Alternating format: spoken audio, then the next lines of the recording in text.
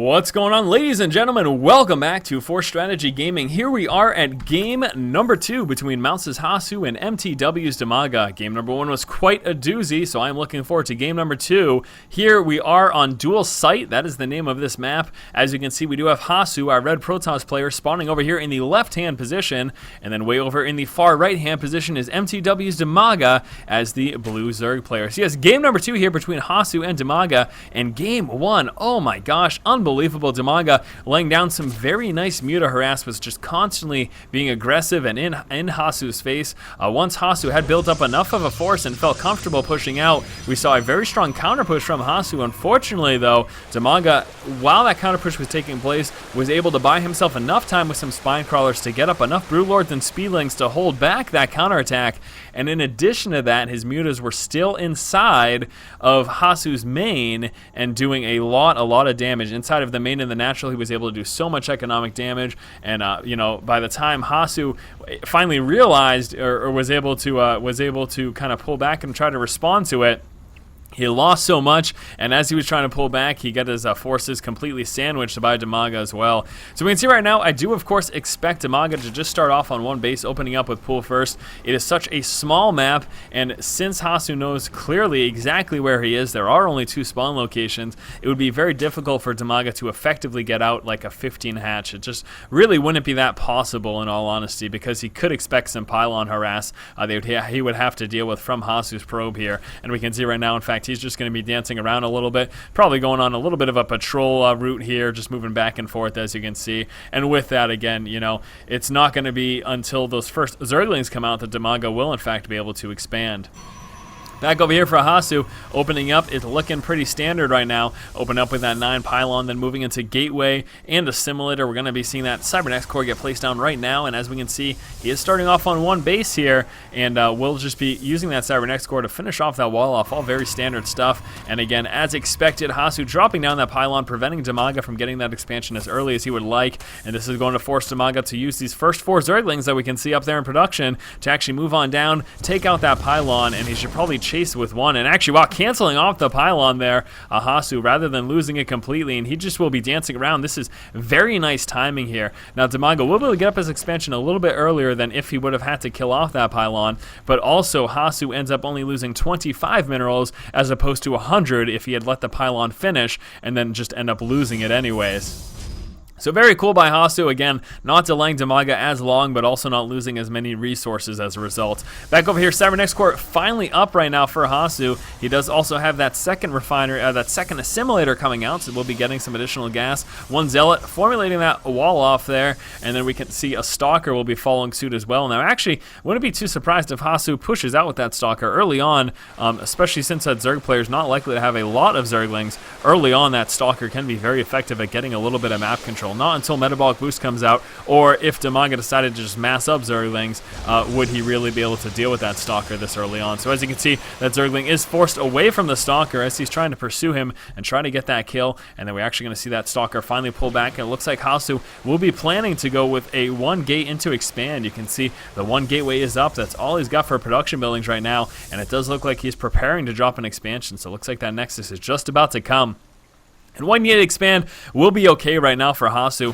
Really nothing that DIMAGA is going to be able to do about it. He could have attempted some sort of a roach push, but it doesn't look like that's what's going to be happening here. We can see DIMAGA is in fact just kind of working his way up to get a strong economy. You can see, oh, look at that, actually come out with some 8 Zerglings. So he may very well be trying to be a little bit aggressive. Don't expect him to do too much damage with these initial Zerglings, but he could harass a little bit. And I'm assuming obviously that decision came after DIMAGA had scouted out the fact that Hasu was expanding. So you can see DIMAGA's fully aware of that expo, and with these 8 Zerglings, he's going to be able to maintain map control, and he can try to pick off at this expansion over here. Now we're going to expect the bulk of the units to try to sit over here for most of the time, and this is going to allow those speedlings to just do a little bit of damage. He's not going to be able to take out this expansion, but he should be able to do a little bit of damage to it at the very least.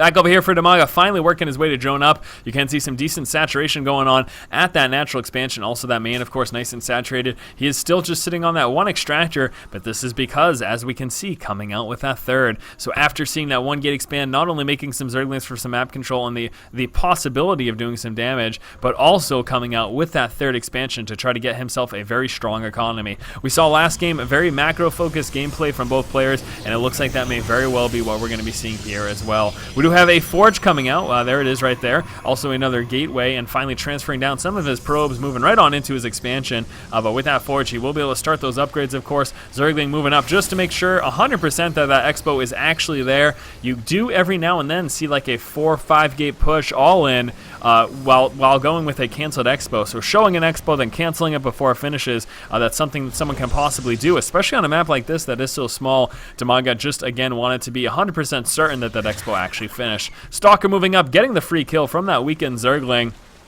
And again, map control currently going here to DIMAGA. He does have control of both those towers. And here come the roaches. We have got 12 roaches in production. DIMAGA finally finished up with that roach warren. It doesn't look like he'll be saturating this expansion anytime soon. Right now, just using it for those extra larvae. So starting out roach heavy, and then we'll expect him to follow up with a lot of speedlings. And this can be a devastating push. DIMAGA will be playing very aggressively, and it will be very interesting to see how Hasu is able to defend. Now, he will be relying on the sentry. The sentry is going to be a key component in his defense here, and actually we can see also coming out with a cannon to help with that defense just a little bit as well. But this is going to be certainly a very strong push that is coming out across the map for DIMAGA. Again, with control of those towers, Hasu has no idea that this is coming. He is finally working his way up into a robotics. I don't know why I hit that. Finally working his way up into robotics, but that observer is not going to be out in time to actually scout this, and Hasu is going to have no idea that this is coming. This is scary, but never mind. Here comes that Phoenix scout, and this should provide him ample scouting to actually see that this push is moving out. Hopefully he actually uses that Phoenix to get the scouting that is necessary, and there you go. You can see right now DIMAGA rerouting his forces, realizing that hallucinated Phoenix is on the map. He wants to make sure that he does not get spotted by it, so he's chilling out over here in the corner waiting to push. We've got a few more overlords coming out to try to compensate. He doesn't even know that that's a fake. Oh my gosh, he does not even know right now that is fake, and he should realize that. Hopefully he has taken damage, but that was from the stalkers that fired up and not from the Phoenix, because of course hallucinated units cannot hit. And very interesting to note, DIMAGA hasn't pushed yet. This is something to certainly keep in mind. It is quite possible that he was waiting for Hasu to actually move on into his third. You can see that Zergling finally just scouting out the probe that was moving down here. And again, it is quite possible that DIMAGA was hoping that Hasu went for a much quicker third and he would have responded by pushing out. But as a result of not seeing that third, it looks like DIMAGA is instead deciding, okay, time to keep the macro game going. He will be droning up here at this expansion, trying to get some good saturation going down. Also working his way up into an infestation pit, as we can see there. Continuing up that drone up, he's got the level 1 missile attack upgrades coming out. Speed upgrade as well for those roaches. And here is Hasu right now moving down into that third expansion, and at the same time getting some immortals there out of that robotics facility to try to deal with any possible roaches that may be moving out. There is a hallucinated Phoenix over there. He has finally scouted out that expansion, so he doesn't know it's there right now. However, that Phoenix actually dissipating before you got to see the bulk of DIMAGA's army. So again, both players, just a macro game right now. I was really expecting that push there from DIMAGA, but it didn't end up coming as early as I had really hoped. I really wanted DIMAGA to push out with a strong aggression, just to add a little bit of excitement to the early stages of the game. But again, obviously DIMAGA decided, it really wasn't worth it. Wasn't the best timing to actually try to go ahead and do that. Hasu doing some more expo scouting, moving down here to this high yield, and he's going to chill out with that Zergling just to see when and if Hasu decides to take it. Forces still kind of dancing back and forth. We're going to finally see Hasu prepare for the mid game, working out with some Colossus right now. Also, of course, getting that Thermal Lance upgrade, giving them that extra range. We do have DIMAGA right now with his forces in the middle, and actually Hasu will just be chilling out with some Phoenixes here, some hallucinated Phoenixes, just to scout where that army is going and when it moves. DIMAGA also coming out with his expansion, moving into his fourth here at the high yield. We're going to be seeing some mobilization here for Hasu, moving out with some observers. I'm expecting him to actually try to kill off some of the creep tumors here. So he's going to be trying to stop this creep from continuously spreading out. And there we go, moving out, and we'll be doing just that. And here come the forces ready to engage. He wants to stop Hasu from stopping that creep spread. He basically wants to make sure that he can get that creep spread out. We've got a lot of Zerglings coming out right now, 20 Zerglings, 5 infestors as well. I am interested right now. Do they have? Yes, they do. They do have the upgrade there, giving them that extra energy from those pathogen glands. Hasu moving out for some map control, and here we go. It is time to kill some creep, he says. Moving out across the map. Thermal Lance almost finished. Another Colossus coming out, and actually, no, finally pulling back. So neither player deciding to engage so far in this game. Again, it's just been a very macro-focused game from both. They just really want to work up their economy, get nice upgrades, and maybe just wait for that big engagement that's going to come in the mid to late stages of the game. We have a Spire up right now for DIMAGA. He is making use of that by getting some Corruptors to counteract those Colossus. Hasn't worked his way up to Hive Tech yet, although he could very soon. Level 2 missile upgrades coming out. Also, the level 1 melee upgrades just about to finish. Level 2 Carapace also working its way on through. What do we have for upgrades over here for Hasu? He is sitting 001 right now, just the 1 weapons. Level 2 weapons coming out. Also working his way up with some Blink research. So we'll be working up, of course, to those Blink Stalkers. That's going to help him when and if he does eventually see some Brewlords. And again, Hasu moving out across the map and just clearing these creep tumors. The big problem, not only when that creep recedes, we're going to see DIMAGA lose that speed advantage, but he of course also loses the vision that he otherwise would have had with all those creep tumors spread all throughout there. Corruptors now in play, a few Infestors in the mix as well, and then Speedling and Roach, and here finally the Hive Tech coming on through, so we do expect him to work his way up into Brewlords eventually. Finally coming out with that Hive Tech, also going to allow that continuous upgrades for his ground units. We're finally seeing some mobilization here from DIMAGA, working his way towards this 3rd expansion of Hasu. And is he pushing, or is he just still chilling out in the middle of the map? Both players playing way too passively for my liking. I want to see some aggression. Blink research just about to finish. Some more creep getting destroyed. A couple of Corruptors will be moving forward, possibly trying to snipe some of those Colossus there. But as you can see, Hasu pulling back will deny that snipe possibility for those Corruptors. DIMAGA right now is supply capped. In fact, he's oversupplied, doesn't have enough Overlords after losing a few of them, so we'll be recreating a bunch, and we can see that Hive Tech is almost finished right now, and it does appear like the macro game will continue. Hasu moving right now into that 4th expansion. Now, as the game gets later and later, DIMAGA, it's going to get a little bit scarier for him. We're actually seeing a bunch of spines go down for some defense because he's expecting that push from Hasu sometime soon as he gets closer and closer to supply cap. The reason I say it gets scarier, though, is because, again, as Zerg, you want at least 1 base over your Protoss or Terran opponent. But the problem is, on this map, it's so small that as we get to the later stages of the game, it's almost going to be impossible for DIMAGA. So he needs to stop expos like this, and that's exactly what he's doing, forcing the cancel there. Very, very nice play by DIMAGA. He just has to really worry about getting trapped right now. He's only got this 1 exit. It doesn't look like Hasu is actually going to be able to stop him from retreating there, but very nice play by DIMAGA. That's exactly what he needed to do. Stop that 4th expansion. He needs to delay that and prevent that from going up as long as humanly possible. Does need to be worried about getting trapped right now, though. And here we go. Hasu getting ready to push right now. A couple Infestors out of position. This is a problem.